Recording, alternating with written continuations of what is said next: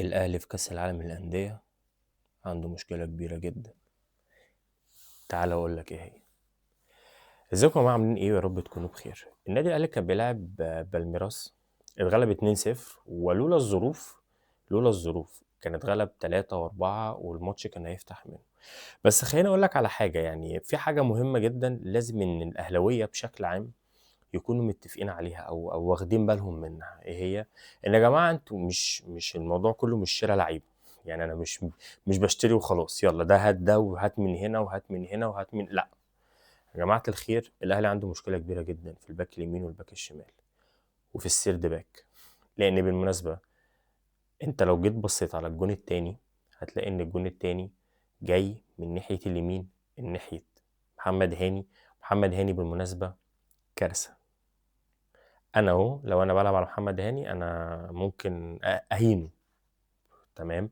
طيب الاهلي اتغلب 2-0 من بالميراس، وزي ما قلت لكم او زي ما هنوضح اسباب خسارة الاهلي ايه هي، محتاجين نوضح برضو ان في لعيبة في النادي الاهلي خلاص مفروض ان هي تريح شوية. اولها محمد هاني. محمد هاني يا جماعة خلاص، يعني ما ينفعش ان انت تبقى باك يمين بتلعب في الاهلي وده مستواك. انت فاهمني؟ قفشه خلاص، حسين الشحات خلاص، في لعيبه كتير جدا، ويمكن الاهلاويه هيكونوا متفقين معايا في نقطه زي ديت، رغم ان الموضوع مش شاغلني يعني او مش خاصصني انا واحد زملكاوي.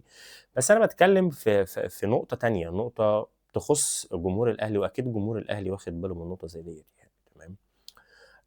في لعيبه في الاهلي خلاص، يعني انا من وجهه نظري لولا بس سبب ايقاف الماتش سوء الاحوال الجويه اللي حصل، وان كان ممكن يكون في مطره، الموضوع كان هيفتح. الماتش ده كان هيفتح لثلاثة وأربعة وممكن توصل لخمسة كمان يعني. تمام. طيب المدير الفني للنادي الأهلي عنده بعض المشاكل من وجهة نظري، يعني قد تكون صحيحة وتكون خاطئة. إيه هي المشاكل؟ إن هو مش مدرك هو في إيه. يعني هو إحنا بنعمل إيه؟ إحنا في إيه؟ يعني مين مع مين؟ مين ضد مين؟ مين راح فين؟ أنت فاهمني؟ فهو مش مدرك الحدث، مش مدرك الموقف. تغييراته فيها مشكلة، يعني في مشكلة كبيرة جدا جدا في عملية التغييرات. برضه تغييراته برضه اللي هو ما فيش إفادة منها. أنت فاهمني؟ والكاميرا جت عليه، هو راجل يعني خلاص كده أنا قاعد بقى، يلا يلا يا جماعة شوفوا أنتوا هتعملوا إيه بقى، نكمل التلت ساعة ولا نص ساعة الباقيين دي. على العموم بشكل عام، يعني أنا واحد من الناس طبعا أتمنى هزيمة النادي الأهلي طبعا. أي نعم أنا مش مشارك في البطولة بس عادي، يعني الأهلي يتغلب عادي. أسباب خسارة الأهلي النهاردة بعض اللعيبة، يعني في بعض الأخطاء حصلت في الملعب، دي كانت من أحد أهم أسباب خسارة الأهلي النهاردة. أولها محمد هاني مش في مستواه. دفاع الأهلي عنده مشكلة كبيرة جدا، الأهلي عنده مشكلة في الدفاع كبيرة قوي. يعني أشرف داري مش اللي هيشيل الدفاع. ياسر إبراهيم برضو نفس الكلام. أحمد رمضان بيكهام معرفش هو نزل ليه أصلا في النص كده. تمام. محمد هاني، ياسر ابراهيم، اشرف داري، الناس دي كلها يا جماعه هي اسامي لكن على ارض الواقع الناس دي مش موجوده اصلا. تمام. في البدايه بس يعني عايز اقول حاجه، بس ما تنساش بس تعمل سبسكرايب للقناه وتعمل لايك، ولو قدرت تعمل شير يبقى زي الفل يعني. تمام. حاجه تانية وحاجه مهمه جدا جدا جدا الاهلاويه مش واخدين بالهم منها.